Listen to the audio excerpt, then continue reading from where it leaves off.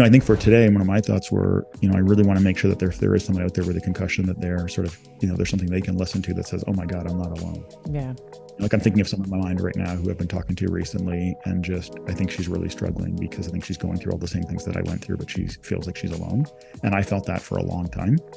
And I just had this repetitive cycle that, oh my God, like I had the thing, which was suddenly I'm crying in a parking lot because I can't find my keys. And as you know, that was sort of the, like, I'm so far unmoored from the shore. Yeah. Yeah. Then I had the thing, the pain caused by the realization of the thing, which is I had this secondary effect of, holy shit, I'm damaged goods.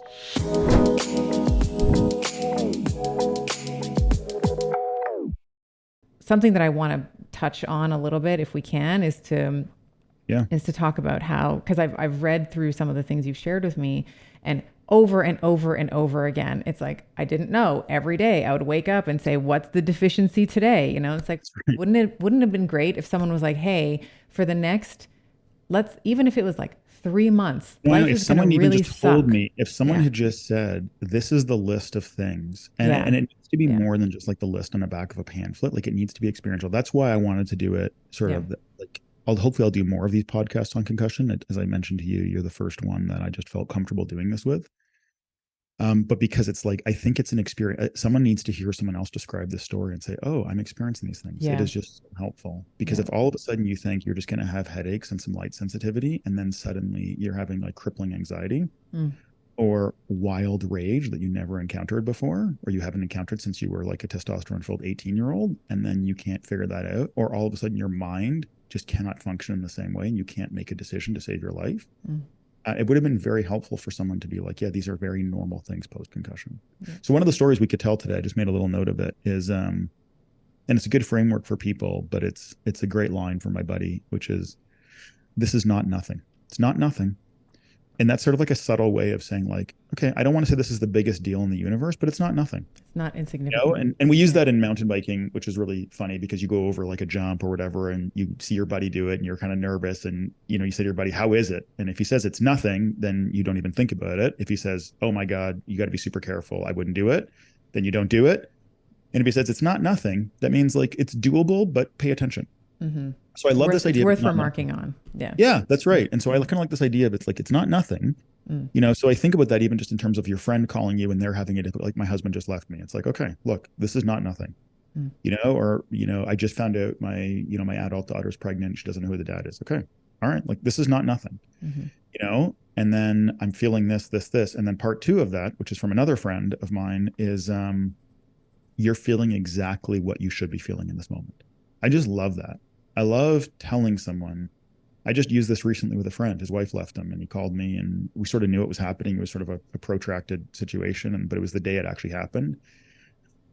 And I said, how are you feeling? He's like, man, I'm all over the place. I'm a mess. I have so many mixed emotions. I feel this, I feel that. And he was just a disaster. I said, man, you're feeling exactly as you should feel. He's like, really? I said, yeah. I said, how could you not have a million different? An appropriate response to the stimulus. This is a big, this is not nothing, man. You're going to get through this, but like, you should be feeling a lot of, like, you should feel torn and pulled in a million. You're feeling exactly as you should. So I was really, really, really lucky. I won the friend lottery. I have a lot of really, really close friends, but one of my closest friends, my friend Doug that I mentioned, I wrote him a text the other day. It was just with me, by my side. As I say, he was beside me and in front of me the entire time. And so was Ruth Ann in a lot of ways, but it was harder for Ruth Ann because she was much more impacted by my deficiencies, whereas my friend Doug wasn't, but he fully understood them. And just the ability to have like that bat phone of someone that I could just call on my worst possible day and just say I'm really struggling was so valuable for me, because I held in so much. So to have that was huge. And, I think it's important for people to sort of think about that as you go through a difficult, and their version of Doug might be one person or might be three people, but it's very important to have that. But I think if there's a big message for today, it's totally up to you, obviously. But I think one of them, as I thought about it, was coping with a concussion is really just about coping with life. That's the macro framework, I think, for the situation. Yep. What happened with the concussion is, what it did is it stripped away all of my abilities that I had taken for granted for 35 years. And then what it forced me to do is to relearn how to actually navigate my day in a successful and a productive way. And in so doing, it was awful and difficult and tough and almost broke me. But When I eventually did, I had then forced myself to think my way through coping through life. And I picked up systems and learnings and understandings that I never would have had but for that opportunity. And that's why I came out of it better than I went into it. Right. And the metaphor, this is in that document, and we can use football, quarterback, or golf. But imagine you're just swinging and you can hit, I don't know, what's the big hit in golf? 300 yards? Imagine you can just sort of have the strength to hit 300 yards in golf, and then you get a back injury. And suddenly now your back prevents you from hitting that well. So you can only hit 100. You could stop there, right? That's what happened, concussion. It stripped away my natural talent and my ability to deal with the day. And then I spent, the better part of 3+ years trying to figure out how the hell to get through my day again. But in so doing, learned skills. And those skills are, to use the golf example, I learned how to swing properly, even with a bad back. And then I get back to the spot where I can now hit it 300 yards again with new technique and a bad back.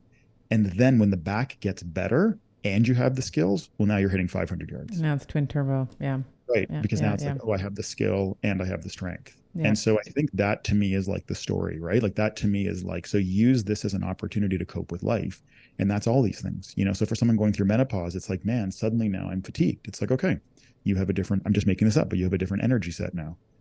Okay, well, how can this thing work for you? How can you identify, manage, optimize this? What can you learn about optimizing your energy that's actually going to make you a better human in the long run? I get really excited thinking about sort of the world that way, because it means that no matter what comes in the front door, you've now got an opportunity to use that thing to your advantage. Yeah. Love Yes. that. All right. Well, as we're wading into this topic, I think it would be helpful if we started just kind of giving the listeners a little bit of a frame of reference for who you are, how you grew up, what are some of the core values that are very important to you. And I think it'll become obvious as we go through the discussion.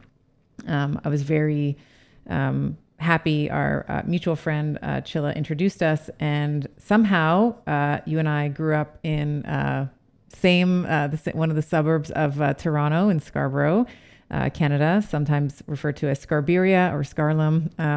So just to denote, I love Scarborough, but kind of sometimes it can be a rough area of town. Our neighbors across the way, can't remember what school they went to, but they're also from Scarborough, and they were saying to us, it was just when we were in high school, it was just, there was a stabbing, and it was just like, oh, okay, I guess there was a stabbing. And, you just get on with you sort of get on with life, so to speak. So I would love to just get a sense of what some of the your early experiences are, maybe growing up in Scarborough, maybe that you had that experience, maybe not, and what sort of family life was for you, and what are some of the things that you noticed about yourself early on in terms of your character and who you are, who Paul is as a person. That's a really simple, easy question to answer. Right? Yeah, just first one, right? Who are you as a person? Tell us what you It's way easier to just. The second one is, what is life? That's the one that I have on deck. What is the meaning of what is best in life? We'll go with full Conan. What is best in life? So yes, we grew up in Scarborough, and yes, I'm very glad we got connected through our mutual friend. And yes, very funny how many times we actually crossed paths. We're about the same age, and we grew up very close proximity to one another. So I'm sure we crossed paths. So probably similar to you, I actually had no idea that Scarborough was considered like a sort of a suboptimal spot of Toronto. It's just where I grew up, and it was fine. I have nothing but sort of positive memories of sort of my experience in my childhood. It was fine. It wasn't until I got older and moved away, and you start to obviously see the world a little differently, as any adult does. And I certainly didn't have any desire to go back and live close to Scarborough for any geographic reason, but it was fine. Lots of my friends are there. My parents are still there. I visited all the time. I would just say my experience growing up in terms of like the things that really helped, form me / forge me. I would say being raised as the son of immigrants in a business family was huge. My parents, like the parents of lots of people in Canada, or like lots of other Canadians, came here with nothing. My dad got in a boat when he was in his 20s, traveled across the ocean with $300 in his pocket, and he's now 86 and is still working today. Like he just never took a day off. It's just how he's wired. And my mom's got the same type of work ethic. And I would just say growing up in that atmosphere was just so valuable for me, and continues to be today. That really formed a lot of my view of the world in terms of, work ethic and sort of grinding. something I'm really grateful for. Like I feel, there's probably a lot of lotteries I didn't win. But one I certainly won was the parents lottery. I obviously had nothing to do with who my parents are. And I just feel so fortunate that they're both highly intelligent, extremely moral, very hardworking, and very committed to their kids. They're not perfect. No set of parents are, but their interest in my well-being and their interest in the well-being of my brother and the interest of the well-being of my sister and now our respective spouses and all the grandkids, I just don't think could ever be doubted. Like if anything, the challenge was that my parents cared too much about me. So I never had that feeling of like I wish my parents, showed more interest. It was anything. It's like, man, I wish my parents cared a little less about me. So Mm-hmm. that is, I would say, sort of the biggest thing, that really just formed a lot of, in terms of like my upbringing. And that was something that was really, really powerful for me and really, really beneficial and continues to be. And one of the things that I've garnered just from our conversations, before getting on the show, is you're someone who, I think you'd categorize yourself this way as well, as you're someone who thinks very deeply about a whole host of topics. But I think that you're someone who puts together frameworks and sort of does it pass the filter test, where I'm going with this is with someone who is very much I won't say philosopher, but someone who understands maybe the philosophical premise behind things, and someone who thinks deeply about subjects.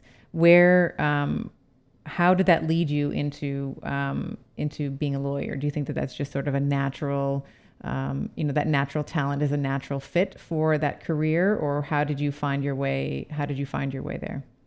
Yeah, I think law was a really natural job for me. I wasn't the guy who failed the MCAT. This is my buddy, by the way, but who sort of didn't get the score he wanted on the MCAT. So he said, I'll take the LSAT and go from there. All jokes aside to those who are in that situation, I'm sure it's half of most law schools. Um, no, I mean, I sort of had inklings in that direction from a really young age. I think as far as the deep thinking part, just to go back to where you began, so I think philosophy, obviously in its truest form, is just a love of wisdom. And I think I've just always been really attracted to trying to understand the world around me. That's Mm-hmm. something that I can remember as far back. Like my earliest memories are me just asking questions. And all of my friends and family to this day, I mean, it's probably why I don't get invited to dinner parties sometimes. It's because the running joke is Paul's a professional question asker. Like I can't, and the irony of course, of that, wink, wink, is that for every question that somebody hears me ask, I actually had 10 more in the hopper that I just didn't let out because I was trying to be a mildly pro-social individual who didn't Gosh, want that's so everyone's. true. Someone tells me something and I'm like, wait a minute. All right, hold, stop. Yeah, And then I have to just sort of process what's happening in my mind. I love that. yeah. So I've always just had an endless amount of questions about things around me, of people, of things, trying to understand them. And then I think if you're wired that way and you're trying to understand them and you're trying to consume a lot of information, at least for me, I always had to try to make sense of it in my own head.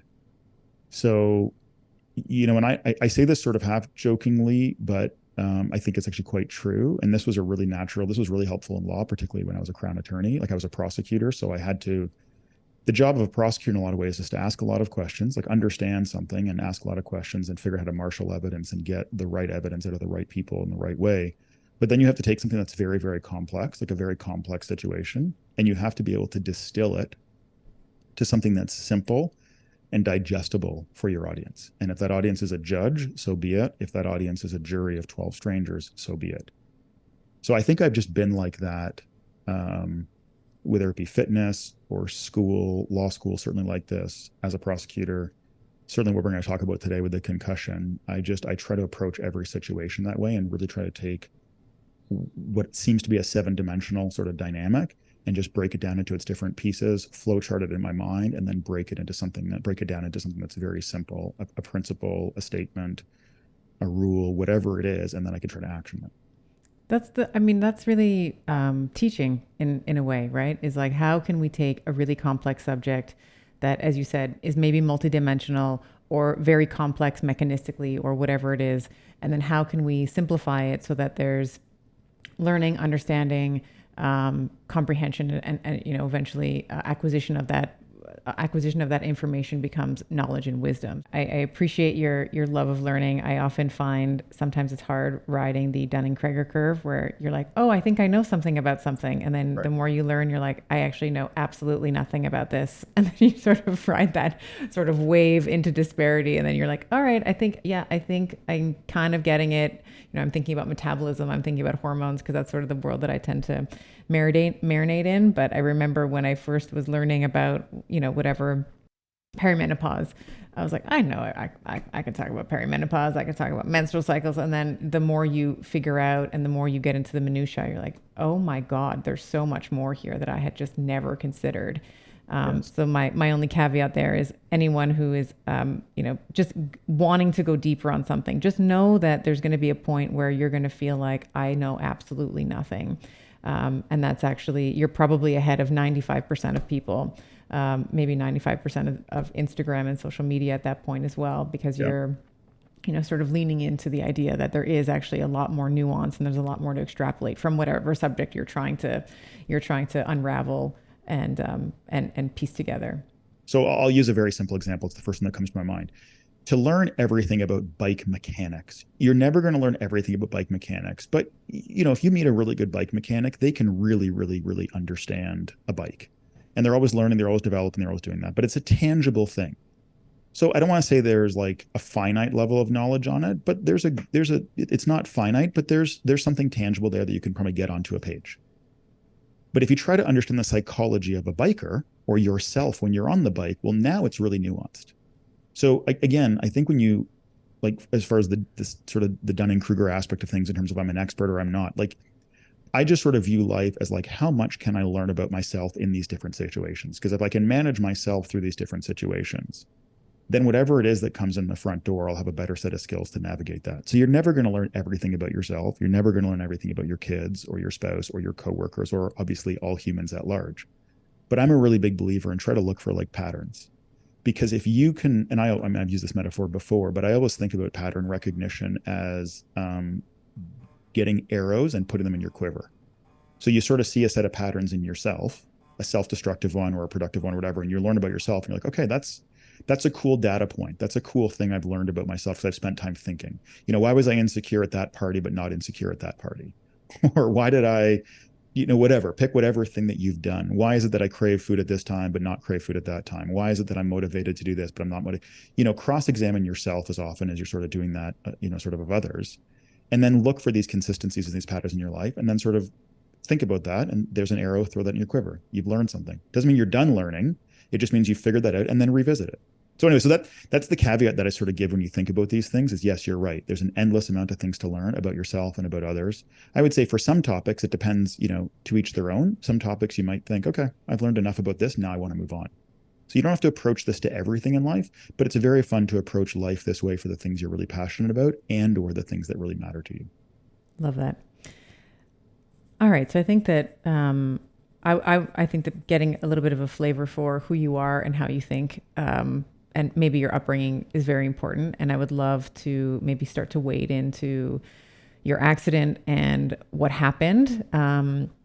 So maybe walk us through. So right now we're in 2014 and you are a Crown attorney. Tell us what happens. Yeah. Yeah. So I think just the snapshot of, sort of who I am the day before my concussion, if I can, I think that's sort of important because it makes its way into the story and the chronology quite a bit.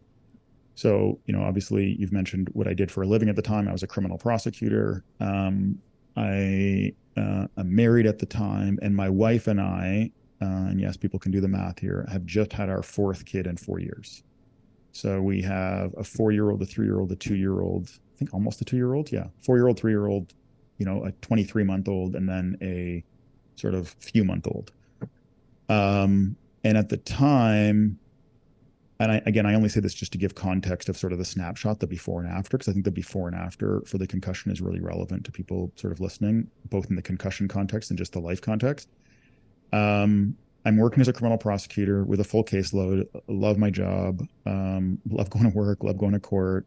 Which is I very cerebral, by the way. I will say, being a lawyer, you can, maybe if you're a construction worker or you're a mechanic or even, a chiropractor in some ways, there's a cerebral part of it, but there's also a technical aspect of it, the delivery of the adjustment, let's say, or the, Yes. something like that. But being a lawyer is very cerebral. So you're reading through wads and wads of paper. You have to be on, and when you're and you can certainly speak to this more than I, of course, but when you are in the, when you're in the courts and you're doing your job, this is, you very much have to be on point and being able to develop counterpoints and to articulate your idea in a way that's convincing. And so speak to that a little bit. Yeah, for sure. I mean, certainly it was all those things for me, and I think and I was a civil litigator before. I worked at a large Toronto firm, so I sort of had done civil litigation and then went into to being a criminal prosecutor. The biggest difference there wasn't necessarily just the content of what you were dealing with. It's actually just how you actually govern your life. So as a civil litigator, you are in an office the vast majority of the time, not in the courtroom. Once you become a prosecutor, you're now in the courtroom, in my case, 80% of my time, if not more. That's why you want that job. At least that's why I wanted it. So yes, you're doing a lot of thinking, but you're actually sitting in situations of conflict and high stress all the time. So if you don't, we make this running joke all the time that, or at least we did when I was there, that if this is the swim team, if you don't like the water, like please don't apply, like because you will be underwater all the time. I really liked that. I was actually energized by that. I'm not afraid of conflict. If anything, I almost kind of want to run towards it sometimes. I like conflict, particularly inside of the context of a setting with rules as to how you're actually going to, sort of fight with a sword fairly. I really like that, and certainly the courtroom I felt was that. So I love. I mean, I was sort of a lifer. They called me, like I was so into. The vast majority of days I would have worked for free. I just really, really, really loved going to court. It was really fun. I liked the stress. I liked the tension. I liked the competitive nature of it. I liked the high stakes. How I did you feel loved, at the end of the day? Did you feel energized at the end of the day? yeah, very often. In fact, that comes up into the concussion thing. So it was almost like, and I talk about, we'll get to this, but I remember one of the most upsetting things post concussion was that my entire life, the most disappointing part of the day was the end of it. I was always disappointed at the sunset. That's how I just felt, like up until the day of my concussion. That was just how I was wired. And going back to my upbringing, I mean, my dad's the same way. Like my dad idles at optimism no matter what. And I just had the MO. I inherited that. I'm really fortunate. I just idled at optimism. It doesn't mean that I walked around with rose colored goggles that the world was always a good place or that things were all great. It just meant that no matter what came at me, my mentality was always like, no problem, we'll crush this. I'll Like, no figure this problem, out. I'll figure this out. No problem, I'll figure Yeah. it. Okay, this will be tough. Okay, this hurts. Okay, this sucks. We all have disappointments. We all have things happen. I won't take you through all of it, but I always just had this mentality that no matter what happens, I'll be fine. I'll be good. I'll figure this out. And what about I want to come back to the conflict for a moment. You said that you really thrived on conflict and sort of having like, uh, fair rules for engagement, let's say. What Yeah. about the conflict that you find? What was it that you found, attractive, or what you enjoyed? What did you enjoy about it? Yeah. I think the energy that comes from it, I think testing ideas, I really like. Like, I really like testing ideas. I really like just testing in general. I mean, I think that's probably the athlete in me. Um, so we haven't really talked about that really, but back to the Scarborough days, you fell in love. It was the thinking part of me, I think, came from you and I talked about this obviously before the podcast started. We talked about this um, when we met a little while ago. Um, I was just a sort of a very nerdy kid. Like I was not an athlete. I was a very nerdy kid growing up. And I just fell in love with sports right around 10, 11, 12. But you have a lot of formative years prior to that. And so my early memories are just, to your point, sort of being a deep thinker. I did well in school. I got, all the academic awards, that they're handing out to, kids in grade 8 or whatever, or kids who are 8. But and then I just sort of, this light went off probably right around the same time. I started exercising. I have an older brother and he was exercising. So I'd walk by his room and he was doing push-ups and sit-ups. And I was like, all right, I'm going to do push-ups and sit-ups with you. So we just did a couple hundred of those every night. He was 15, I was 10. Then puberty sort of hits and I get a wonderful injection of testosterone into me and I start growing, and then I suddenly went from being a kid who wasn't athletic and was just nerdy to somebody who was suddenly strong and fast. And as soon as I became strong and fast, I started doing better in the games at recess. And as soon as I did better at recess, I was like, now I want to play sports. and then I became, an athlete. And so I started playing competitive football for my high school team and a city team. And I ended up getting recruited to go play in university. So I went and spent 4 years in the US playing, Division I football. Um, and then came back. And when I went to law school, I found a way to get my eligibility back. So I was actually playing 2 varsity sports while in law school. And I don't say that to be immodest. It's who I was. And even that story, by the way, when I went to law school, I found a way to get eligibility back. And the dean of the law school said, like, I went and talked to him and said, "Hey, can I play football in law school?" He said, "Oh, no, you can't do that." And I said, "Oh, like, is there a rule?" He said, "No, no, no, there's no rule." He just said, "You can't actually go through law school, while playing, like, varsity football for the university." And I just said, and it wasn't sort of, Because of the load, yeah, or he just said the okay. load. He's like, "Yeah, Yeah. you won't be able to handle the reading and the writing, and you won't be able to handle all the work." And I just Yeah. remember thinking, like, it wasn't a define. It wasn't a I'm going to prove you wrong thing. It was more, again, that's that self reflection piece that we hope we want to instill in ourselves. It was more like, I love this sport. I love playing sports. I love football. If I wake up on a Saturday morning to the smell of cut grass and everyone's sort of heading down to the stadium and I'm not playing and I was able to play, like, I'm not like, by that, I cannot abide. So I was like, no, I'm going to do this. And so sure enough, I did. So sort of fast forward to answering your question about what I liked about conflict. When I finished law school, I ended up, playing football for 3 years. I attempted track for 1 year. As my friend said, I was, either very good at it or very bad at it, depending who you ask. But I loved it. Started practicing law and went and played football for a season in Europe. The law firm gave me a break to do it. Came back.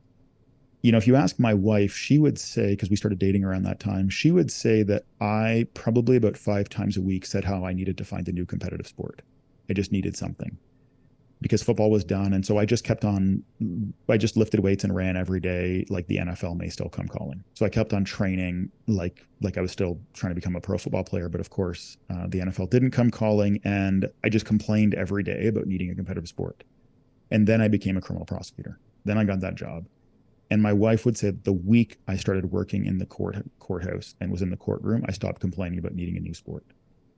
And so that's sort of the long-winded way of saying, I think that's what happened is I went to court and it reminded me so much of sport because there's a preparation piece and then there's like a testing piece. And the execution piece. Yes, it's like you Yeah. have to do this. And the more you prepare, the better you can do it, but you can only do it so much because it's still in real time. It's very different than preparing and writing a paper on your own terms and then submitting it, or in law, writing a factum and submitting it. There's no real time reactionary need to it. Whereas in court, you prepare and then you go and then the whistle blows, sort of thing, when court starts and now you're on your feet and the witness gives you an answer you didn't expect, or the judge rips into you, or, something happens. Like, this is just inevitable. And you have to really be in love with that. You have to be in love with being forced into really, really, really uncomfortable spots in your job. So yeah, so I don't know. I think that was just I think it was the sport part of it. And I feel that way even now. I mean, I think I probably still get very energized by having really robust debates with my good friends. Like, I like that. I really like having my ideas challenged.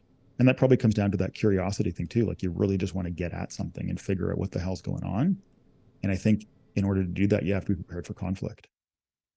Yeah, I mean that's what you're describing is what should be the scientific method, right? It's like I have this hypothesis, now test me and see if it actually stands the test of all these different all these different attacks and see if it actually has any legs to it. And I think that it's important to understand that about you because as we talk about the concussion, which I think it might be, maybe time to talk about sort of what happened. I think Yeah. that it's an interesting, it's an interesting contrast to see what happens to an individual like this. We've talked about this idea. I mean, at least for me, I can say, and you can redirect me if I'm incorrect here, but one of my core values is striving for excellence, whatever that looks like. And I'm really willing to suck at it in the beginning and like really willing to fail and have, teachers and mentors and people help me along the way.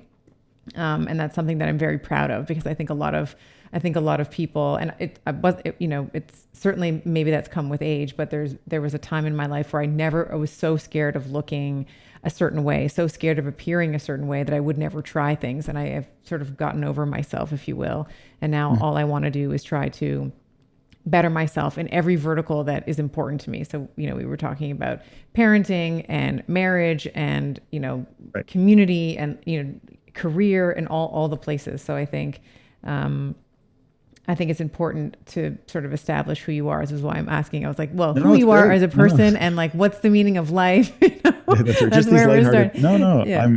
I'm good with it. No, I totally understand. I think it's totally fair. I appreciate it. I think I just wrote this down while you were I was just thinking about it here. So I would say in terms of, who was I at that point, when I have a concussion, the best person to answer that would be other people, right? Yeah. Like in terms of how they sort of perceive me, but certainly how I look back upon and certainly would view myself is,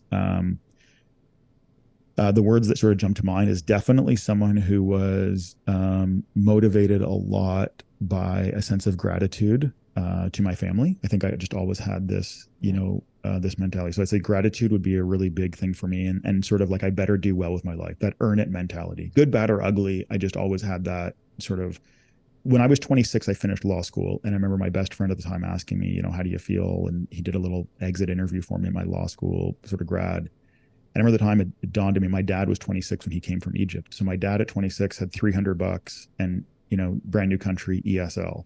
Yeah. And then fast forward one generation, and at 26, I have my law degree. I had a degree in psychology and business from my undergrad. I had, had this great life of playing football and traveling all around the States. And I owned a house at the time, and I owned a car, and I was like, and I graduated law school debt free. And I was like, wow, that's what my parents did in one generation. And Mm-hmm. so my thought was, my dad came over here with an acorn and he built an oak tree.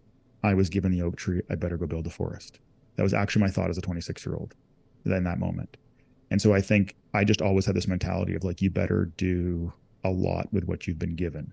So that was just huge for me. So I'd say I was just, and it's not a guilt thing. It's not like, oh man, like I just, I'm energized by it. It's fun. I was just like, I've been given a lot.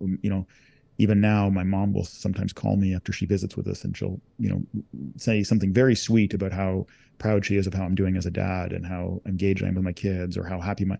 And I always say the same thing. I'm like, Mom, like it would be impossible for me not to pour so much into my kids, because my cup literally overfloweth here from you and Dad. Mm-hmm. Like I had so much love poured into me, and so much, so many good things sort of poured into me. So it would be impossible for me to sort of keep this bottled up.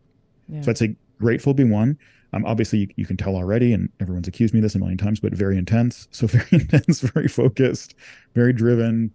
Um, certainly blame my parents for that, blame my older brother for that. Super intense, super driven guy, huge role model for me growing up, very close with him. And I often think I won the lottery on that front too, because I was just at a really young age, just showed focus and drive. When I came home and said, hey, I want to have a weightlifting program because I want to play football, the next day or the next, hour, whatever it was, I had a weightlifting program written out for me by my older brother. And Mm-hmm. I'll never forget it with the words on it. I can, see it like it's today, saying, never, ever, ever, ever, ever, under any circumstances, ever miss a workout. So that was just like tattooed to my forehead as like a 10-year-old. And I got that. I was like, okay, got it. And it's crazy because one of my sons is now 11. And I just came into his room the other day to put him to bed. And he said, hey, Dad, look. And I've never told him this story. And he now has a sign, a handwritten sign that he wrote, I will never miss a workout. And he just did Really? it on his own, and he put it up on his wall because he's Oh been my gosh. exercising. And so I'm just like, wow, okay. And look, maybe I don't know. I thought I was just like, wow, it just sort of reminded me of this. So certainly in terms of, who I was at the time, or who I am, very grateful and thankful for the people sort of that have invested in me. Super intense. And yes, intense just about everything I do. It's like, if I want to have a conversation, I want to just, really get into it. If I want to play football or whatever, as a lawyer, is very, very, very intense. Was really focused on just, a judge once nicknamed me Game Seven because she said that I treated every single trial like it was Game Seven of the Stanley Cup playoffs. Yeah. You For have a our lot like, Americans that yeah, listen, that's a hockey reference. I know that's yes, very big in Canada. I mean, I'm sure, some hockey yeah. It could have fans, been, it's the certainly in the equivalent of the States. Super Bowl, right? Super Yeah. Bowl thing. Yeah. So that was just a running joke for a while, because it was like there's a lot of rinky-dink trials that you do, because there's a lot of trials, and it was just like, so she was like, your buddy there. She said this to my friend of mine. She's like, your buddy there, Attia, going to call him Game Seven. He's running like the trial of the century on like something that should be like, but it was just like, no, if you're gonna like just, don't leave any meat in the bone. It's like, we're here, like let's get after this. And I mean, so I think that's one of the reasons why I like you so much. I like, truthfully, I think that it's something to be, it's admirable. And I think it's something that, we were talking about prior to you coming on the show, around how kind of your story is a bit Campbellian, like it sort of follows the sort of Joseph Campbell arc a little bit. And I think whenever we go to see movies, whenever we hear a great story, part of it is that we can see, the hero or the struggle that the individual went through, but we also can appreciate who they were before, what the struggle is, how, the depths of despair, and how they maybe lost hope several times for several months, years, in some cases, decades. Well, thank you. I appreciate those kind words. So, again, to your question, certainly driven by gratitude, certainly always been extremely, extremely intense, very, very, very driven. We talked a little bit before about optimism. Again, my dad saw that in him every single day. The guy, I have so many stories about him on this. They're all worth sharing. We can't certainly do them all, but, arrives in Canada, 300 bucks to his name, grew up on the Mediterranean in Egypt, never seen snow, never experienced bad weather, takes a boat across the Atlantic. It's December 14th. We have the passport stamped. As he approaches the shores of Canada in mid-December of 64, he's met by mounds and mounds of sort of snow and ice. Which he's never seen before. Which he's never seen. He'd never experienced cold weather, nothing. Like never been far from home, nothing. And, I asked about this sort of growing up and never forgot his answer. I said, what did you think at that moment? And of course, the thought that I have is that my dad's thinking, like, his heart sinks and, oh my God, what have I done? Why have I left the beaches of Alexandria, kind of thing? And he said, oh, my first thought was, oh my God, look at all this snow and ice. I wonder if I can get it onto a boat, send it back to Egypt and sell it. Because when I was selling my Coca-Colas and my Fantas on the Egyptian beaches, I could never keep them cold. And so it's like that story just summarizes everything about who that guy is, which is when everybody else would have had every reason under the sun to see a disaster. This guy was like, what an amazing opportunity. Sees it. So he just has that in spades. And I fast forward 50 years later, not to get all sappy, but we're sitting at Princess Margaret. We've just left the oncologist's office who's been diagnosed with cancer. And we've just gotten this result. And the doctor has literally said, hey, we got the biopsy back and it's bad news. And you're going to start pre-op radiation tomorrow. And so we head downstairs to the drug. I was just there the other day, actually, to the Druxies on University there. And I turned to my dad and I'm just like beside myself. I'm distraught. I'm upset. I'm emotional, And I turned to my dad and I say, like, Dad, geez, like, how do you feel? Like, what's going through your mind right now? You just got diagnosed with cancer. I'm not laughing at the time. I'm laughing now as I tell the story. And he looks at me and he says, what? I don't have cancer. I said, I'm sorry.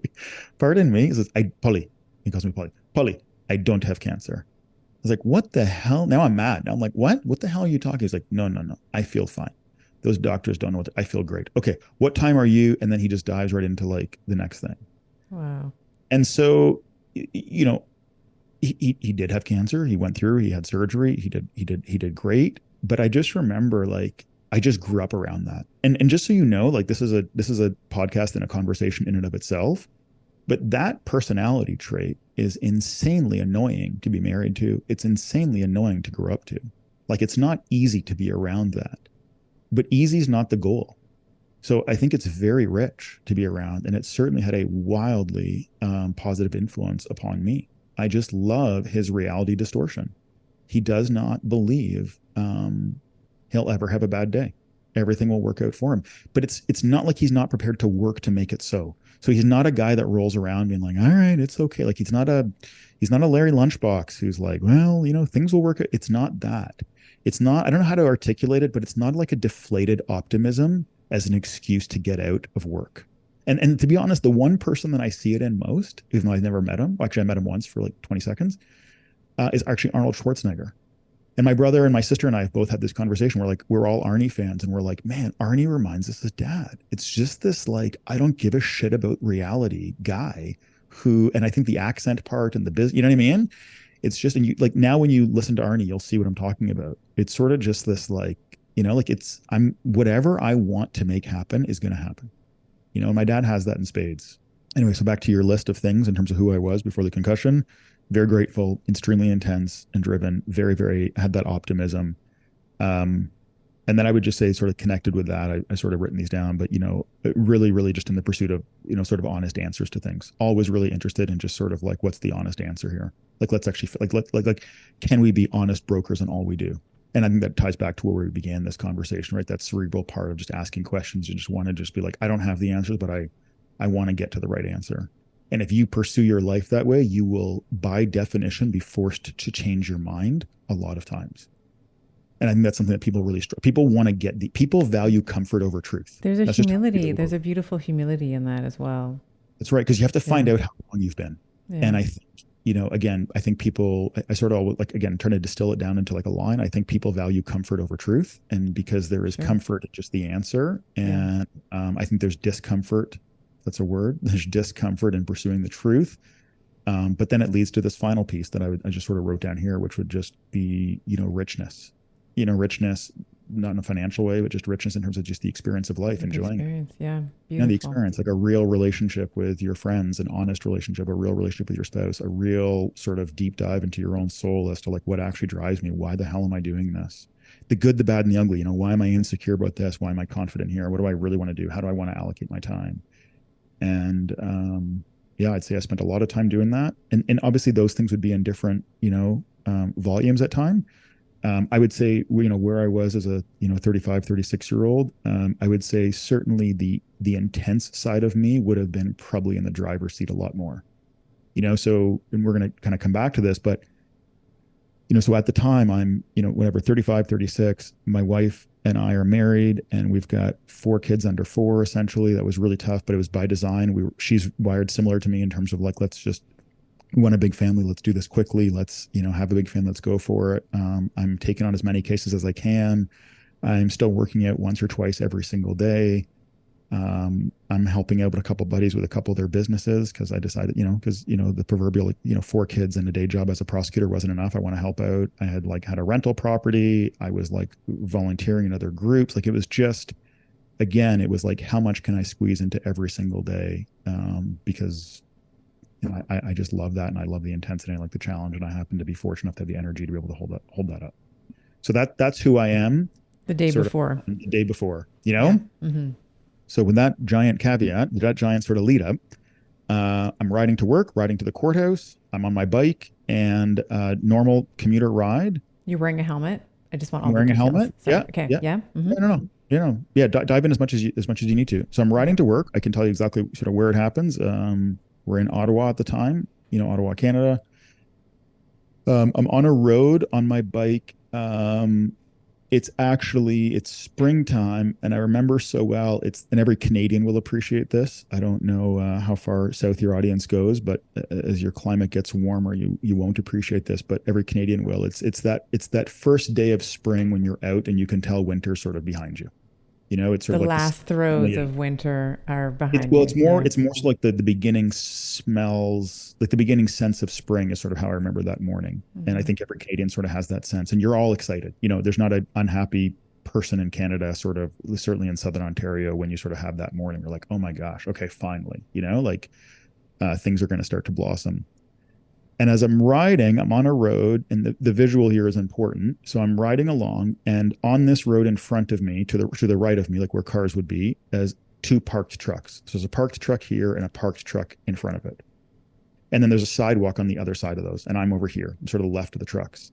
And as I'm riding along, seated on the bike, all I remember, or all I know that happened, was a woman, a female runner, darted out onto the roadway from between the 2 trucks. So these were trucks that were, 5.5, sort of 6 feet higher than that, sort of in terms of the top of it, but the hood of them. And she darted out onto the road from between these 2 trucks and literally ran into my head. So it's not like she came in front of my bike and my bike T-boned her. My front wheel never touched her. So if my front wheel is here as my left hand, she darts out and then sort of T-bones me, but she's running. And so all I remember is being on my bike, seated, sort of hands on hoods. And the first thing I guess I nearly noticed is literally someone runs into my head and hits my right cheekbone. And I fall off my bike and to the left. And she, of course, falls as well. And she falls sort of forward. She hits the ground hard and I hit the ground hard. And so it's actually gets like, it turns into a bit of an ugly situation because I get up, in my mind, I get up sort of right away and I see, and she's actually quite injured. So she now has blood coming out of her ear. It's very, very upsetting. I'm like super, super, super concerned about her. I'm like, oh my God, are you okay? Are you okay? I call 911. I'm just trying to, I don't know anything. I don't have first aid training, but I'm certainly just, probably instinctively doing what we would all do in that situation, which is just try to talk to her, make sure that she's okay while I'm calling 911, describing what happens. And so within a few minutes, I get emotional talking about it. Obviously these are sort of upsetting events and, for a whole host of reasons, but, ambulance and police come. She regains consciousness. They put her in a stretcher and they take her to the hospital. So I'm giving you an expedited version, but that's ultimately what happens. They then turn to me and they say, "Hey, do you want us to take you to the hospital too?" And I say to them what probably any person would say, which is, "No, I'm fine," because I just seen what happened to her, and I was like, "No, I'm fine." And they don't investigate Relatively to further. her. Yeah. Yeah, and I just, to be honest, I mean, that was just my default. I think I thought I was fine. I mean, I genuinely believed I was fine. And so I remember my bike at that point was sort of broken. It was unrideable because she had run into the side of it at such like at a high pace, and then I sort of fell over on it. So I remember picking up my broken bike, and I was actually due in court that morning. I was, a prosecutor who How was. fast was she going? How fast was she running? Do we have like I an don't actually estimate? know. No, but I know that she. I mean, this is a longer conversation. So this is another part of the story, but this became the subject of a lawsuit because several months later, she sued me. And even though, of course, I have no problem saying it was zero fault. Like, as I said, at one point, I was cross-examined in the lawsuit and her lawyer asked me point blank, he said, "Did you have a bell on your bike?" Sort of like, to have sort of alerted her. And my answer, I'm paraphrasing it, but something along the lines of like, I didn't have a bell on my bike. And I can assure you, sir, that even if I had a foghorn on my bike, it wouldn't have fucking mattered. Pardon my Yeah. French. Yeah. Because unless I had X-ray vision or a To time see between machine, the two trucks. there is Yeah. no way I could have prevented this. Yeah. All I did was ride my bike on the damn road. And, your client's a nice enough lady, but she ran it and she's very lucky. I'm a 185-pound guy on a bike, not a vehicle. Because if I'm a vehicle, she's dead, kind of thing, right? So, or injured much worse at the very least. So I don't know how fast she was running, but fast enough that she just ran into me and knocked me fully off my bike. And to be honest, the impact knocked her back. She was very injured as well, and so I pick up my broken bike and I walk to the courthouse. And I remember it like it was yesterday. Interestingly enough, I've thought about this a lot. And I walk up to my office and I called my wife, and I told her what happened. And then I hung up the phone. And a second later, I picked up the phone and I called my wife and told her what happened. And I had zero recollection that I just did that a minute ago. And that's when my wife said, "Okay, yeah, something's not right here." She's like, "You just told me this." And I was like, "What?" She's like, "You just called me a second ago and told me." I was like, "What?" Oh, she's like, "I don't think you're okay. I'm going to come get you." And I said, "No, no, no, I'm fine. I'm fine. I'm fine." She's like, "No." And I hung up the phone. I was like, "No, I must just be nervous or I must just be rattled or whatever." So I start changing to go into court, and she calls like my boss, basically.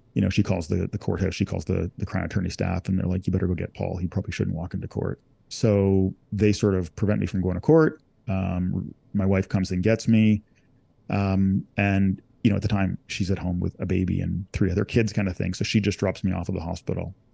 And I remember going to the hospital. You sit in the ER, you spend a lot of time waiting. One of my really good friends is a doctor there. He came to see me for a bit. And then I just remember, I think I called my brother at the time to tell him. And then I just remember crying, like uncontrollably crying. I can't remember if it was on the phone or after. I just remember like sitting there in the waiting room, like uncontrollably crying, and I'm an emotional guy. I cry at commercials. I cry at movies, but certainly never like that before. And it wasn't physical pain. I mean, I was in some physical pain, but I just remember like sort of, uncontrollably weeping. And of course, that Were you was a sort of foreshadow. observing Oh, yourself almost like the outside in saying, why am I crying like this? This is yeah, a little bit. atypical for, yeah. I don't even know if I was reflective enough in that moment. I think I reflected on that probably later. I think at the moment I'm still just like very confused as to what the heck's going on. And Hmm. so I remember that. Remember that just being like a really sort of very odd day, but I was sort of half in it, half out of it. I see an ER doc. I think it was a resident. I didn't get any scanning done. I sort of describe what happened. I think I got, flashlight to the pupil, that sort of thing. And I just remember sort of being told, head home. You had a concussion. Um, sit in a dark room, sort of stay away from people. You may have a bit of a headache.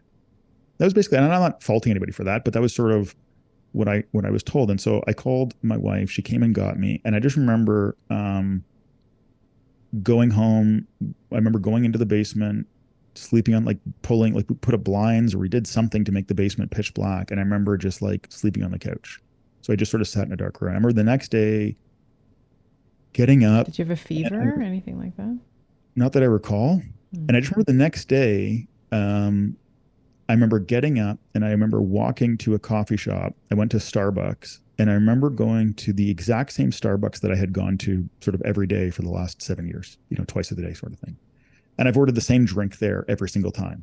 So for every single day for 7 years straight, I'd walked into the exact same location and ordered the exact same drink, like very, very much a rote task. And I'll never forget it. I remember walking into Starbucks and I couldn't order my coffee. I got to the front and I couldn't order a coffee. I would always get sort of like a grande mild and a venti cup, like sort of like middle, I was just because then I could top it up with cream and I'm the son of an immigrant. So I was always looking for the cheap deal here. Right. So I'd get I'd always get like an upsize in the cup because I'm like, I think sneakily they're just going to give me more coffee. That was always like my move. And I was like, yeah, I'm winning. And, and I literally walk up to the front and she says, yeah, what would you like? And I just stared at her and the words couldn't come. And the only way I can describe it is I thought I was looking, like my thoughts to me were a series of like a constellation of stars in the sky with no lines connecting them. Mm-hmm. Like a connect your dots, but there was no lines connecting them. So I knew I wanted like the middle type of coffee. Like I knew I wanted a mild. I knew I wanted the middle size, like a grande, and I knew I wanted it in the biggest cup, in a venti cup. But I couldn't say the words and I couldn't say any words. And so I sat there for what was probably only, I don't know, a minute, maybe whatever it was. It certainly, but it felt like 1,000 years. And I was just like, what the hell? And so eventually I stumbled out the words of like, just like middle size, like I somehow stumbled out the words without actually ordering like my coffee the way I normally would or the way a normal human would have. And she got me a coffee. And then I remember getting it. And I remember going outside. And again, very rare for me. I just sat down on the curb of the road. I remember where I was still in Ottawa. And I remember I just sat down on the curb of the road. And either then or like I either went to get a bite to eat and then sat down or whatever it was. But I just remember having my coffee, sitting down on the side of the road. And I probably lived like not very far from there. And I couldn't get home. I was unable to walk home. Not physically. I was just mentally unable to walk home.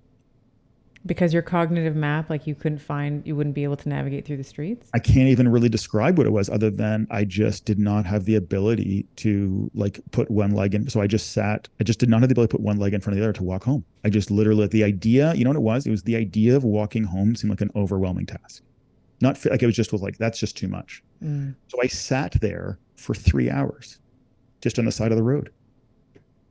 And again, 24 hours earlier, I was a guy who like worked out at 5:30 in the morning and rode his bike to work and wrestled his kids and was about to walk into court to try to, kick someone's ass kind of thing. So, and suddenly now 24 hours later, I couldn't even walk home.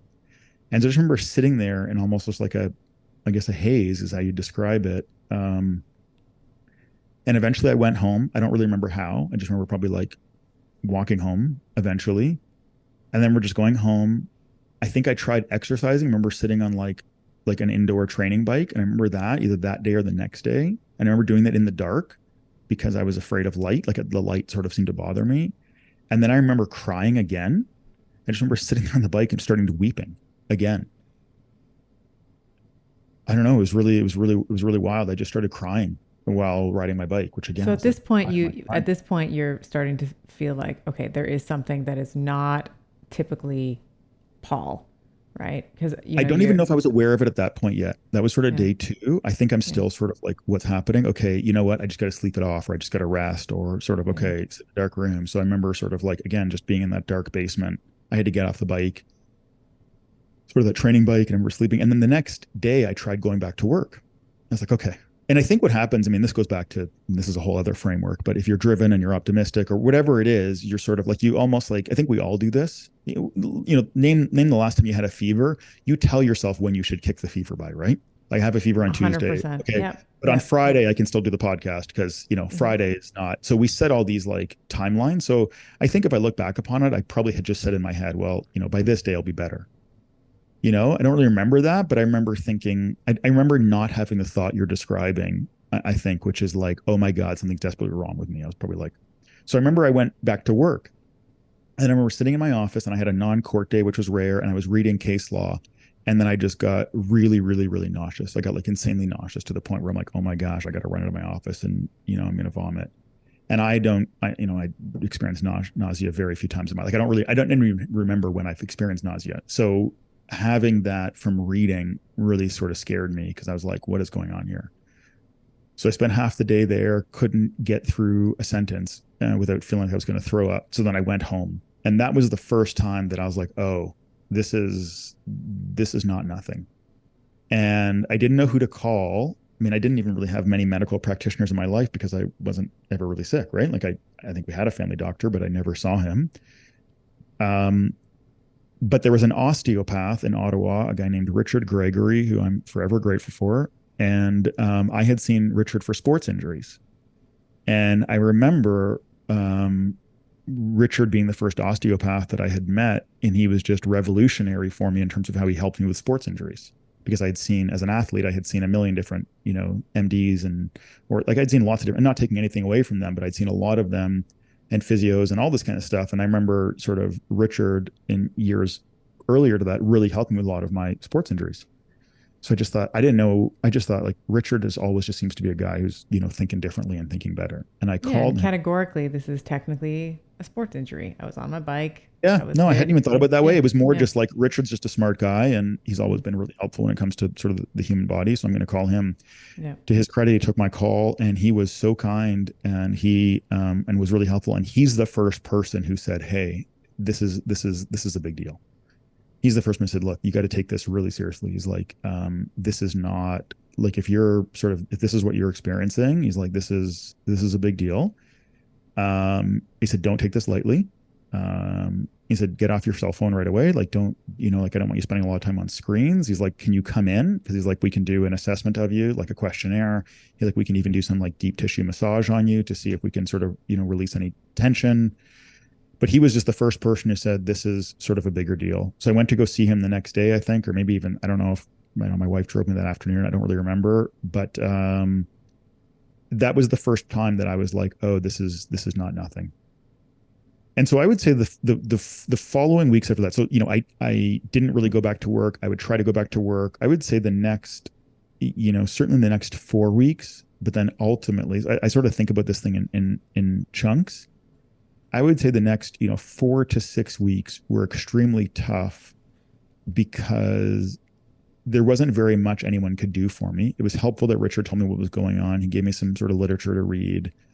Um, but I would just say the next 4 to 6 weeks were just a really, really awful time of me being in like a very, very cloudy haze. And I would say, um, I don't think I even at the time really knew what was going on. I was just feeling things. So every day I would just feel something. And I don't think I even knew what I was feeling. It took me a while to actually sort of like We're almost talking hit pause emotional on feeling or life. physical feeling or both. All of the above. Like everything was just different. Everything was off. But I don't think I even knew how off it was in those early weeks. Well, I mean, take it. It's a very simple metaphor. I'm just thinking about it right now. But just imagine someone just dropped a 50-pound backpack on you and then just said, like, and by the way, if you've ever done this in the gym by, working out with just go work out with a weight vest and then suddenly just be like, oh, right. Like that's a really good way to just sort of be like, I feel the same, but I feel very different. Mm-hmm. Right. So that's how I sort of would just describe it. It's like if someone just put a 50-pound weight vest on you and just said, go live your normal life, it would take you a while. If the weight vest, to use my metaphor, if the weight vest is invisible, it would take you a while to figure out what the hell's going on. Right. Like you would walk upstairs and be tired if you were wearing a 50-pound invisible weight vest, but you wouldn't, you'd sort of just be like, I guess I'm just tired. Like, is this a thing or is this not a thing? I mean, when I think about this in hindsight, I think this is like life 101 in terms of transitions happening to us. Most of the time, shit's changing. You're not really aware of it until you're well into it. Like if you've ever talked to someone, and I'm sure you've talked to lots of people who like had their marriage sort of unravel. I think very often one of the questions I ask people, again, probably why I'm not always invited to dinner parties, is like, when did you know? Right? Like, when did you know? And if you interview a couple in that situation, their knowledge point isn't always going to be the same, right? It's sort of like I like to quote, gosh, I forget who it is, but it's a great line, and it's not my own, but it's, how did you go bankrupt? It's like, I went bankrupt two ways, very slowly, then all of a sudden. So I just think that's a really good framework for life in general. Like, how do things happen very slowly, all of a sudden, right? How did you hurt your lower back? It's like very slowly, all of a sudden. It was like a years of, treating myself really poorly, and then I picked up a lawnmower, and then I hurt my back or whatever, right? So again, back to sort of what was happening for me post concussion, I just sort of look at that, and I think there was just this like massive degeneration at the point in terms of like my capacities, but I was almost still like not fully aware of it was happening. Did you have mornings or, sometimes, when you wake up in the morning and it's like, okay, that was just a bad dream, or you had like, before you're fully conscious, you're like, all right, I'm going to get up and I'm going to go do my job, and I'm going to do my 5:30 workout, and I'm going to crush the day. Did you sort of have that, that moment before you become fully conscious and you're like, oh shit, no, I'm not actually going to be going to do my 5:30 Oh, right, right. workout, Yeah. before you sort of fully come aware and you're like, oh God, this bad dream is actually not a My dream. It's reality. still, yeah, it's still my reality. I think what I had during that time, I wouldn't describe it necessarily that way. What I would describe it as, I had moments of what I thought was normal, and you'd think, "Oh, good, I'm okay, fine, fine, okay, good," like the fever's gone, kind of thing. And Mm. then I would have a reminder that I wasn't normal. I would describe it that way. It's very like very staccato, like in terms of like I thought I was through it, thought I was over it, and then I wasn't. So if you actually, like, I've actually not gone back and done this, like, a sort of a day by day, but I do have a general idea as to what I was doing in our lives at that point. And I'll come to this because it's definitely more true of sort of like the 2 years that followed. But to a lot of people who observed me, they would have thought I was fine. I mean, that's probably one of the ironies of a concussion. And it's certainly, I think, sort of in your world, an irony of hormonal change, right? Is that, I give the classic example. If you broke your leg skiing and then you had to go give a talk, Everyone sees you'd it. walk Yeah. onto the stage with Yeah. crutches, you'd have a Yeah. cute joke, people would open the door for you, et cetera, right? So sort of injuries like that are very visible, but a concussion or a massive hormonal change, or of course use depression or anxiety or whatever sort of thing that's going on inside, no one can really see, and then you just feel it. So there's not really the same level of like maybe societal accommodation sort of in the moment. Like no one's holding the door open for you, to sort of stick with my metaphor. So I'd say if people saw me during that time, I think to the outside world in a lot of ways, I probably appeared the same and normal. Um, I certainly felt that way for the next 2 years. Like not everyone really understood, and most people who saw me or interacted with me didn't fully know. So, so I would just say, um, forget about sort of this next 6 week period. And sort of going on to the next stage of it. What I certainly remember about that, and sort of the biggest change to describe in the simplest way was this: my personality had changed. For the very, very first time in my 3.5 decades on the earth, I had become something I had never experienced before, which was apathetic. I was apathetic. I had literally lost all the stuff that, sort of, and I know this is why you wanted to spend time on sort of me explaining who I was before, but all of that was gone. I didn't have drive. I didn't have energy. I didn't have an intensity. You'd asked me earlier, was I tired at the end of the court day? And it's like, yeah, but like energized because you wanted to go fight some more and then go do something else. And Yeah. what am I going to do for the evening? And, like I said, the biggest disappointment in my day, up until that point in my life, was that the sun was setting. Like, it's sort of like, damn it, the day. Like, I was never, ever, ever the type of person who was like looking at his watch, being like, geez, I really hope that whistle blows and this sort of game ends. Or like, you're never looking for that Fred Flintstone whistle to say the end of your shift. And after the concussion, that I was a different human. I was apathetic. I lost my drive. I lost my motivation. I literally just described myself as like a lump on a log. I mean, I was just, and I remember seeing, the visual on that, you know, was, um, was a day where I remember exactly where I was sitting on a couch in our living room. My wife was sort of over there, and our kids were just like, playing on the carpet or something. And I remember thinking, I don't actually have the energy to walk over to the carpet to play with them. Like that just seemed overwhelming to me. And I didn't have the energy or the desire to engage in a conversation with my wife. I didn't have an energy or a desire for anything. And that's just, again, to know me is just like, really, like Paul didn't have energy to ask a question or to play with kids. Like, it just like, it's just, you would never ever describe me that way. I'd never seen myself in that light. And I just remember sort of that moment sort of really jumps out at me, and just thinking like, holy shit, this is what, like, I'm literally just a lump. I can't do anything. I couldn't take out the trash. I couldn't, like, if you asked me to do anything, everything seemed overwhelming to me. And I just was never, I'd never experienced that before. I'd never experienced this idea that like everything is overwhelming. What is Ruth Ann saying at this point? What is she like? She's obviously no. So Ruth Ann is your wife. What is she Yeah. saying at this point about? She's obviously noticing personality changes. What is the conversation with her? Is there, she also speaking to Richard, or getting some direction from your DO, the osteopath, Yeah. in Yeah. terms of what care might look like. One of the things I think is so important for any teacher, which is why, so grateful that you had this osteopath who is able to sort of predict your future, is that if you can understand what's ahead of you, you won't misinterpret your experience while you're there. And I would Yes. imagine that if Ruth Ann was completely in the dark, like she would be like, what the hell's wrong with this guy? Why is he, or was there, I mean, I'm assuming there was, quite a bit of compassion, but what is happening there in terms of your dynamic with her and your dynamic with the kids? Are the kids observing changes? Are they, I mean, maybe they are Yeah. maybe a squeak too young at 4, but Yeah, so I think the kid one's an easier one to answer. So the kids were too young at the time.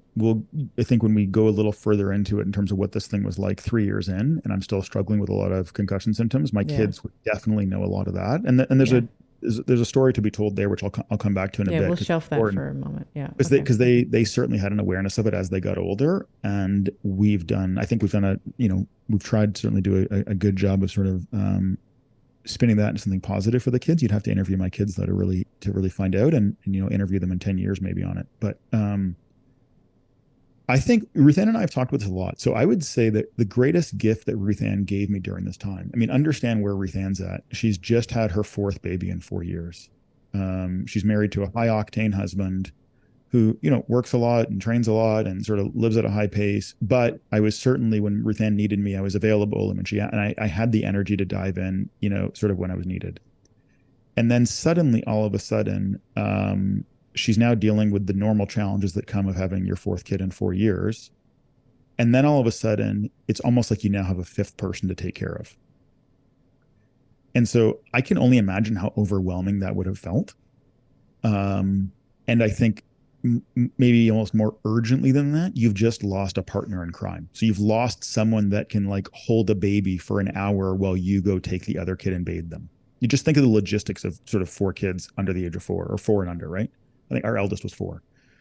Um, I think for her, it was almost like overwhelm over, holy shit, like who's going to do these tasks that Paul does? I just, knowing my wife, the way she's very practical. She's like be an amazing military leader. Like like a logistical wizard. Her first thought was probably like, okay, we have to solve the first problem, which is like, and that's actually amazing motherhood instincts too, right? Like sort of like first Yeah. priority is like, okay, I have to take on this much more parenting now. How do I do that? She was 100% very worried about me and very worried about my mental state and all of those things. But I think her first priority was like, okay, I got to make sure that the kids are going to be okay. And I think we've talked about this a lot. The greatest gift that, I mean, I get emotional about it only because I'm so thankful. The greatest gift that she gave me during that time was she never made me feel guilty for what a bag of shit I was. Like in terms of like how little I could actually help with the family. Because you were moving Because at the time too, weren't you? You yeah, were, yeah, you were, that's right. yeah. We had this move back to Toronto scheduled from like months earlier. So she single-handedly took care of 4 kids, packed up our entire house, got the new house we were moving into. Like she did all of this. Whereas we had this plan that, of course, I was going to be heavily involved in all of that. I had a couple of weeks of work booked off, right? So I never really went back to work after concussion. I tried a little bit. I sort of dabbled in it, and then I had this long period booked. And basically, this entire time, maybe it was actually 8 weeks, whatever it was from the concussion until we actually moved, Ruth Ann just did everything. And so her greatest gift to me was she just picked up the load that I would have otherwise carried for the family, and she did it, which I'm eternally grateful for. And that's just so who she is. Like she's the ultimate sort of team player, and just, I mean, there's this thing, just the strongest human being in the universe kind of thing, and in terms of what she could do. So I would say if I look back upon that time, I don't think at that stage we were having, deep dive chats about my well-being and my future life. I just don't it was more like there's more urgent things to do, which is take care of our 4 kids and get us ready for this move and take care of life. And her gift to me was, okay, I'll do your part too, you know, which I'm really, to this day so grateful for. Because had she either forced me into saying you have to do this, I just wouldn't have been able to. So that just would have led to like fights and marital strife, or it would have, injured me more. Or had she said, okay, fine, I'll do it, but, and then, sort of started like the list of all the reasons, why I'm going to owe her later or something like that, that just would have been very bad. So Yeah. she's a total champ for that. But I think the net result, and she and I have talked candidly about this, I think in terms of like taking care of like 4 kids and getting ready for a move and then picking up all the slack of your, now sort of incompetent husband. And I was incompetent. I just couldn't actually do, what was required of me and what our ecosystem had set up too, right? Like that's an important factor too, which I'll come back to in a second. We've been kidding. She didn't have much left over. She couldn't also be my psychotherapist and my encourager and my training coach and my driver and my, you know what I mean? Like it just, like she wouldn't have survived. So she did what she had to do, which was make sure that our family was okay, which she did an awesome job of. And then it was later in sort of the concussion recovery journey that I think Ruth Ann took on a much bigger role of like, wow, I'm like just like the voice of wisdom in my life, voice of encouragement, voice of rationality, voice of practicality, all that kind of stuff. She took on that role in a big way. And then, my best friend Doug took on that role in a huge way. And others did too, but the two of them were just sort of, but in those early days, to answer your question, Stephanie, no, she was just like, I got to pick up the extra slack here. So that moment, by the way, just to go back to it, I remember that moment. I remember sitting there, not being able to engage with anybody, knowing I'm a lump on the log, knowing, and again, I'm not trying to be, I'm not being self-critical here in a way. Like that's literally, I had nothing to give. I could do nothing. And just as somebody who, always felt like I could sort of do most things, that was such a very different feeling. And as I said to you, in sort of our prep, and as I wrote in my sort of essay about this, the way that I described it was I just felt like a ship that was like unmoored from the shore. That's the image. I was just like, I used to be here and now I'm over here. So a ship unmoored from the shore, but I had not gone so far at sea that I couldn't see where I normally was.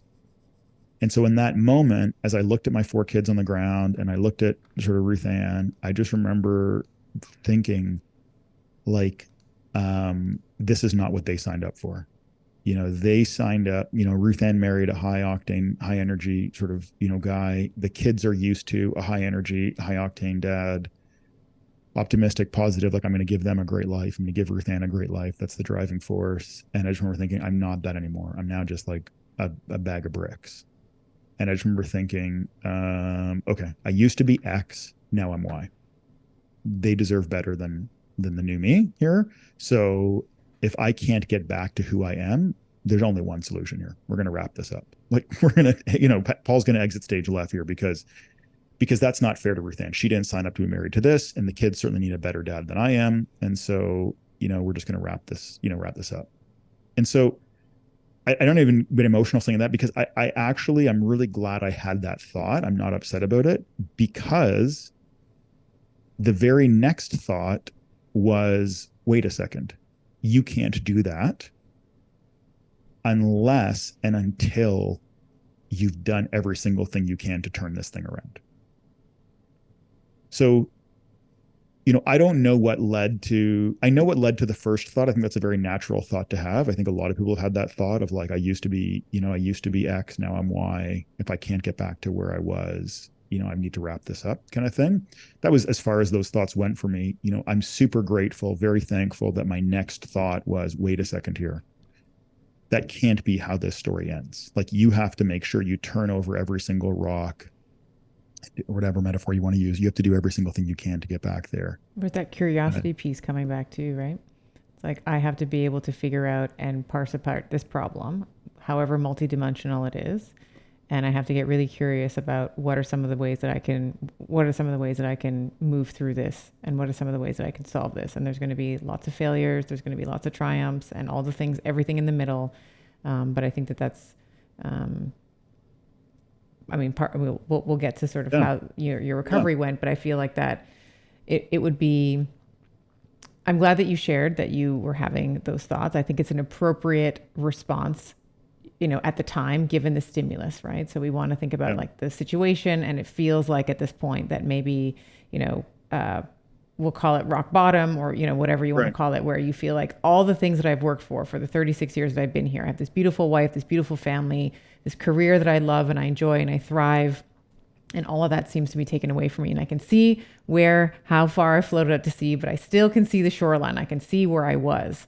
Yeah. And I think that ability to say, okay, I can either stay out here and continue to float aimlessly, and at the same time, I can try and figure out how to get back, how to find my way back. Yeah. And yeah. Yeah, no, no. I think the curiosity piece, and I think the sort of the honesty piece. This idea of like, I think a lot of times we tell ourselves things just to sort of, again, you seek comfort, not truth. And I think if you sort of go the truth route, which again sounds cliche, but I think it's an important thing to sort of wrap our heads around. I don't know. I think in that moment it would have been very comfortable to just say, okay, I'll just wrap this up. Like I'm not going to get back there, as opposed to wait a second here. Like, is that the right answer? Is that the optimal answer? Is that actually truth? Is that actually, am I being honest with myself? Or am I Is there just another answer? am I Yeah. afraid of it? Yeah. Like all those Yeah. things. So Yeah. like, it's so funny because I remember later thinking about this, and the only thing I can, so I think a lot about my dad, and I think in terms of like how I was wired and how he's wired, and sort of the example I had. And my mom's the same way, by the way. She's not this way with work or with exercise or anything, but just in terms of my mom was just so committed to sort of raising people with high character. Like she was just my mom's standards. And I said earlier, I married a woman who held me to really high standards. I was certainly raised by one too. And so my whole life, my mom was just always really big on my brother, my sister, and I sort of like having strong character. Like it was always just like you have to do the right thing even when it's uncomfortable. That was something that was just like there was no. I remember saying to my parents growing up, like I'm doing way better than a lot of the other kids, and it was sort of like that's not the standard. I remember my mom saying like, don't ever compare yourself to people who are worse than you. Compare yourself to people who are better than you. Always strive to get better. And my mom meant that, not just like be a better football player. She meant like morally, like from a character standpoint, like how, Integrity. Yeah. yes, integrity. So and I remember this is like a silly story, but I think it's like it certainly helped frame that. I remember being in high school and I was, so committed to football and so interested in sort of trying to play college football in the US and all that. But I wasn't big. I mean, I wasn't probably even designed to necessarily play football. And I remember a bunch of people being like, you're not going to make it. Like you're too small, like I was, 160 something pounds or whatever, and it's like, you got to get up to 180, 185 if you want teams to look at you. If you're a running back, I'm 5'10". Um, and I remember sort of thinking, I remember getting the advice from some people around me, like you should go do steroids. You should, like your lift. Like I was very strong. I lifted weights all the time, and I was pound for pound incredibly strong. And it was like, yeah, but you need to get bigger. You're just not. You're a naturally sort of lean guy. And so I remember sort of getting advice, being like, you should go do steroids, gain 20 pounds, that sort of thing. That's how, that you're only going to hit your goals if you do that. And I remember sort of being told that, and as a desperate 16-year-old who really wants to sort of do that, I remember thinking, okay, like I got to think about this. Like, is that my route? Like, this is the goal. I want to hit my goal. And so again, I did a deep dive on my soul as a 16-year-old. And funnily enough, when I look back upon that, my thought process was similar to, fast, 20 years later, which was, have I done every single thing I can to actually become the best football player that I can, or am I just picking the easy route? And I remember thinking, you know what, Paul, I'm not going to say no to this, but go do every single thing you can first. See how far you can get just on your own, like just through work and smart work and diligent work and all that kind of stuff. And then let's come back to this sort of discussion. So as a 16-year-old, I remember sort of having that conversation myself, and I was like, nope. And I just sort of recommitted myself to like, okay, how can I train better? Okay, I'd take a tire and tie it to my back, and I'd sprint up and down hills at Adams Park, by the way, in Scarborough, in case you want to go back. It's there. It's a really steep hill, you know. And I was eating Joe Weider shakes, and I like whatever it was that I was like, okay, I'll work out 3 times a day. Like I'll go to school at 5:30 in the morning, and before the gym opens, like before the school gym opens, and I'll work out there. Like I'll just whatever it takes, I have to do, because it's only when you've done every single thing you can possibly do and you failed, then we can talk about cheating. Yeah, that was sort of a mentality. So, I had that sort of framework in my mind from that conversation with myself when I was 16. And I think it reminds me a lot of sort of how I felt when I was like, holy shit, this thing happened. You're a bag of bricks. You're nothing. Like you are a shadow of what you were before. At 36, you are suddenly a shadow of what you were before, and you are not going to be able to fulfill your obligations as a husband and as a father. So just wrap it up. I'm so glad the next thought was, wait a second. Before you land at just wrap it up, you better go and do every single thing you can. So that was, and I can't take credit for that. You and I talked about this. I had a really interesting conversation with Matthew Walker about this. Matthew Walker, author of Why We Sleep, who's a neuroscientist, and we had several really interesting conversations about my concussion years after it happened. And when I told him this story, he humbled me so much. He's a super sweet guy, and he said it in a very lovely way. But it was very humbling because his response to that story was, wow, Paul, how fortunate you are that you were born or given that wiring. So it sort of just reminded me like I was given that. So yeah, hence the reason why I'm sort of grateful to have, been blessed with that. And that was not the TSN turning point, by the way. That was sort of like, it wasn't even really the lowest point. It was just a point in time that sort of helps articulate just how I felt. I would actually say what occurred after that was almost harder, because what occurred after that was, and what really turned into, to be quite honest, not to be discouraging to people, what turned into like almost a 2 to 3 year journey, was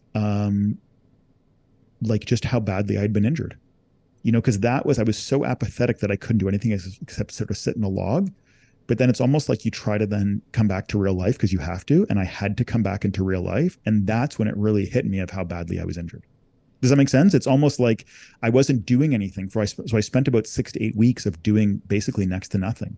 I had moments. I actually did have to go to work at one point. I remember having to do a sentencing submission. Like I did things at times, but like could barely get through them. But it was that first to 6 to 8 weeks, I was just sort of, like I said, a lump in the log, a bag of bricks, whatever metaphor you want to use. But it was after that we moved back to Toronto at that point in time. And then I actually had to like start life again. And that's when I think it actually got almost exponentially harder, because now I was trying to function in the world, but I had lost the ability to do so. Yeah, and I think the assumption there is 6 to 8 weeks. I've barely done anything. Like I should be completely fine given my, metabolic and, my fitness history and, my maybe, as Matt was saying, maybe your genetic, your wiring to maybe seek out dopamine and to be able to, Yeah. to be able to chase goals and actualize on them. 6 to 8 weeks is kind of a nice, Kind of a long time. That's yeah, right. it's kind of a nice runway. Like I It's did like, my time. I should be better yeah, now. yeah, Right. I yeah, yeah, rested. I yeah. did my part. Like, yeah, you almost, and every athlete makes this deal with the devil, right? Like, okay, fine, I'll take the day off working out, but tomorrow my back will feel better, or tomorrow my shoulder, right? Like we all do this, right? So yes, you're totally right. I think that's like, I'd never thought about it that way, but you're right. I think in my mind, I was kind of like, yeah, okay. Like I've slowed myself down more than I ever could. Okay, now I better get better. And then I wasn't. Like I wasn't even close to better. So we have this sort of immediate time, the 6 to 8 week period after the concussion. What are some of the ongoing, we'll say handicaps, triggers, Yeah. things that you're dealing with now when you have to go back to the real world? What does that Yeah. look like? Yeah. So one of the big ones was fatigue. This huge, huge, huge fatigue.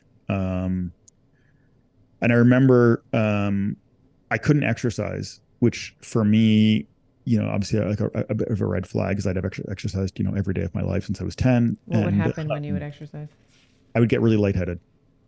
So if I got my heart rate above 95, I would start to see stars.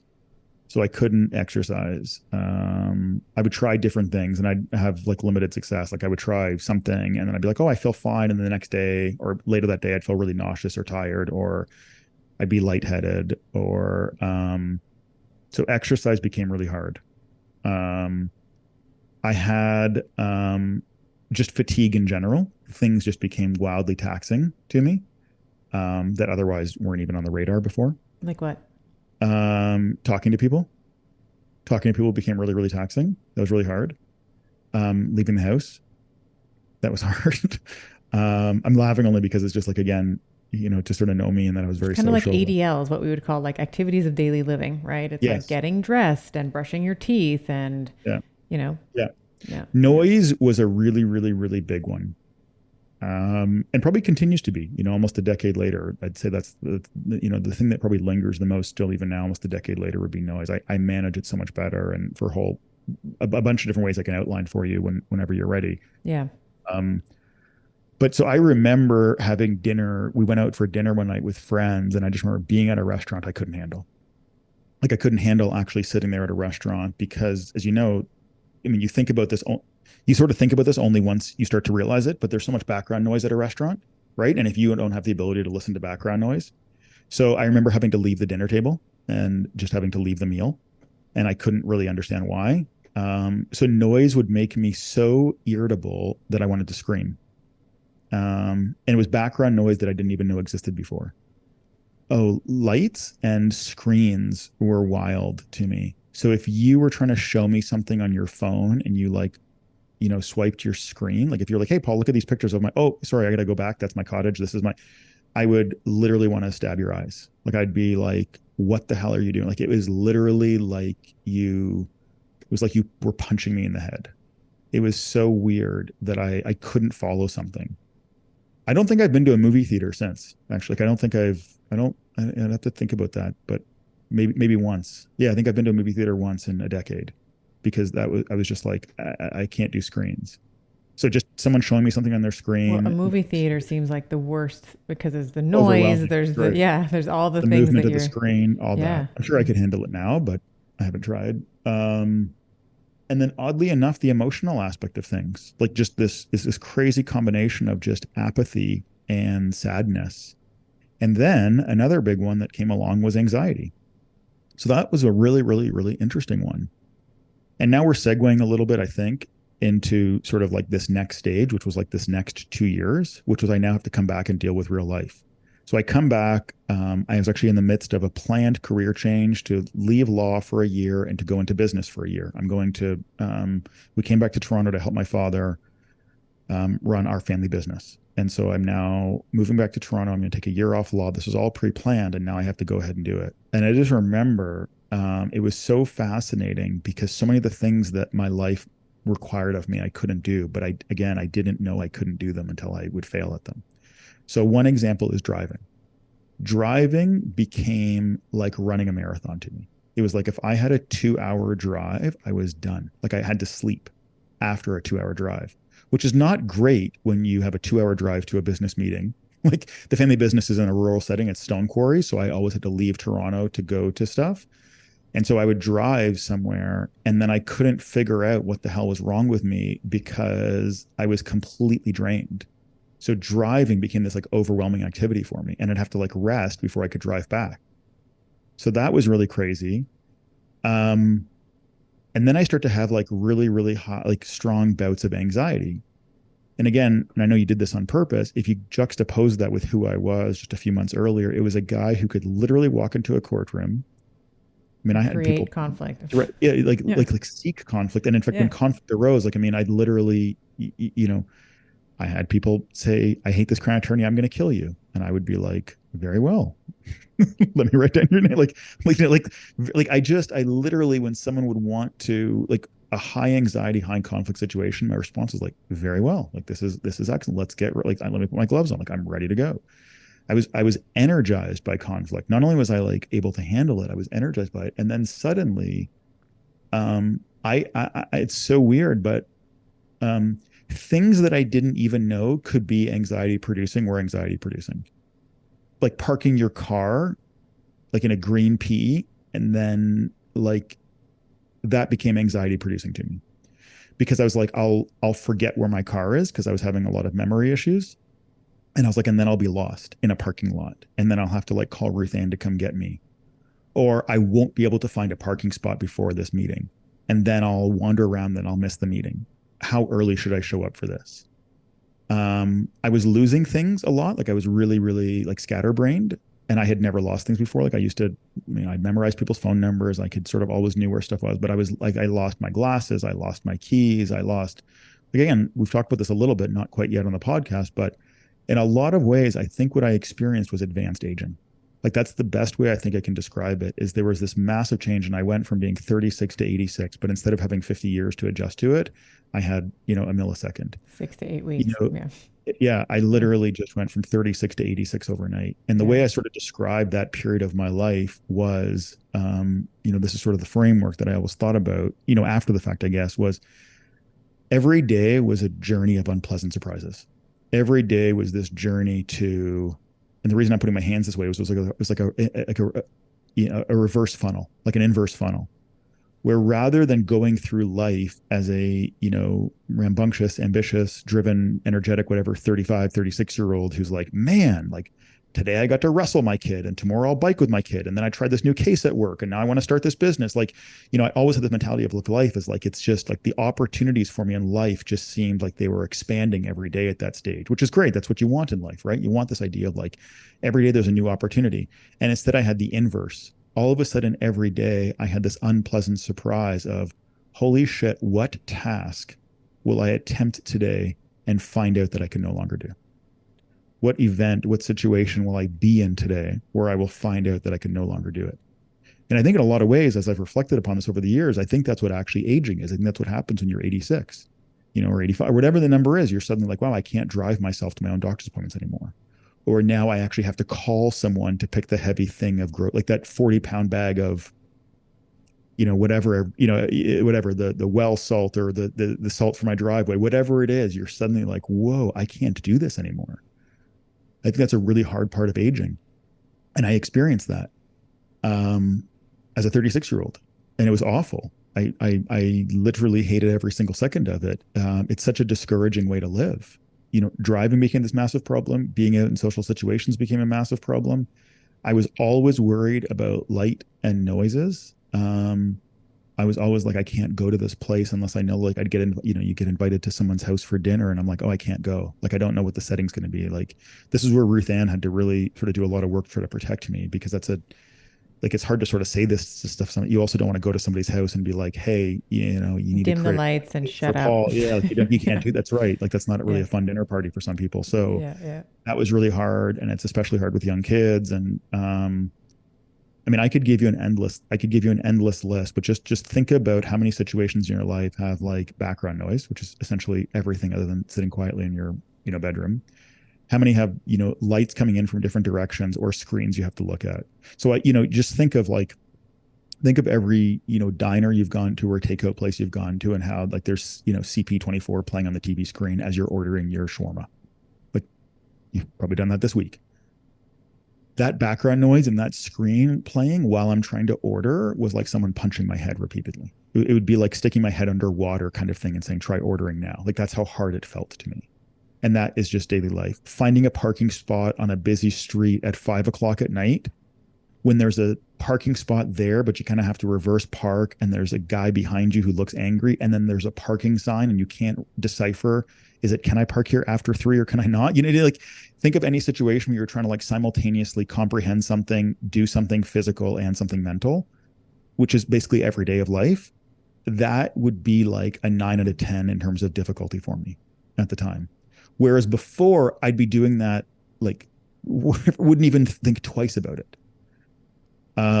So just all these different things just became these massively overwhelming tasks. And then I had a ton of social anxiety, like a ton. Um, What did that look like? I had this thing called consonant confusion, where you start to like confuse your words if they start with the same letter. So you'd say public instead of painting, something like that. Like, they both start with a P, but you would just, so I was messing up my words a lot. And I still do it a little bit now, but that might just be a sign of being, 45 as opposed to a concussion. I don't know. What was interesting about that, again, this goes back to this framework that I had of, I was unmoored from the shore, but not so far at sea that I couldn't. I was always aware of my deficiencies. And that really adds a unique layer to this conundrum, because if you're unaware of your deficiency, you're not troubled by it. I think Ricky Gervais has this really good line. He says, being stupid is like being dead. It only impacts other people. Right. Right. I might be Right. paraphrasing here, but Yeah. I think, It's like ignorance is bliss, right? Yeah. so, and ignorance is bliss is actually a downstream sort of understanding of that, because ignorance is bliss means you don't actually know. And so it's fun. Like, you don't know that you smell, so it doesn't bother you, right? So it'd be way worse to go to a thing and know that you do, right? Or whatever the case may be. So Right. yes, for me, I've often said, with my head injury, with the concussion, it almost from my standpoint, I certainly don't wish for this, but yes, if you don't know, you're just living in your new reality, but you're not suffering through it every single day. Everyone around you sort of is, right? They're the ones sort of looking at you being like, oh, wow, that guy's really changed. He's really different. But for me with the concussion, I was always aware of how deficient I was, but I couldn't do anything about it. Like I couldn't seem to fix it. And as I said, for the first couple of years, I was unpleasantly surprised every day with a new thing that I was deficient in. So it was like this combination of trying to live a productive life and trying to make sure that my new life, you're always trying to compare it to your old life, right? You're always saying like, I used to do this. Like how many times do you hear people say, well, I used to be able to do this? Like, so I think it's just a natural human thing.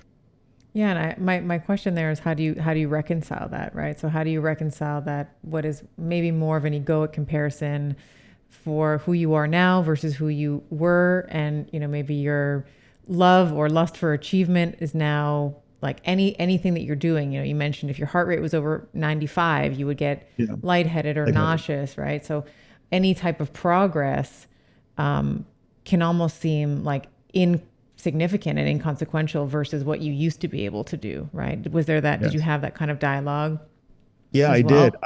I did. I want to come back to that one because that's an important one because I actually had to find a way to make that work for me as opposed to against me. Because if you don't learn to get a grip on that, you're screwed. Yeah. Like think about that for a second, right? Like if we actually take this, so talking about this framework from a concussion standpoint, but I think it's just the same dynamic that's happening for a number of different reasons for lots of different people. Like you don't have to have a concussion to experience what I'm describing. It's the same thing as aging, right? So all of a sudden it's like, wow, it's different now that I'm 65 or There's a 70 or loss. Anyone 35. who's lost anything. Right. There's a regression of something, right? Yeah. And then I think it's the exact same framework that I've talked to my wife about this lots. If you're postpartum or are you the same woman after you've had kids as you were before? You obviously, Stephanie, in your work with, talking about, menopause, like there are changes that are occurring to you. You can't outrun father time, of course. And so I think it's very, very important. And I think this was sort of for me, and we're going to come to this obviously in due course, but we're giving all this information of how low it was and what was actually happening, but this story does end on a positive note because it ends with this notion and this mantra that as you learn to cope with a concussion, you are actually being given an opportunity to learn to cope with life. You are being given an opportunity to be like, holy shit, how do I deal with an ever-changing existence? Which is, by the way, is life. Like, welcome to life.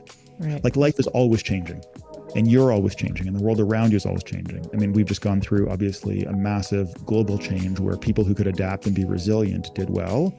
And obviously it's much more complex than that, but adaptability and resilience are essential, right? So the concussion in a lot of ways forced me to learn how to cope with life in ways that I had to in order to sort of survive. And then the goal is, can you go through these and ultimately thrive?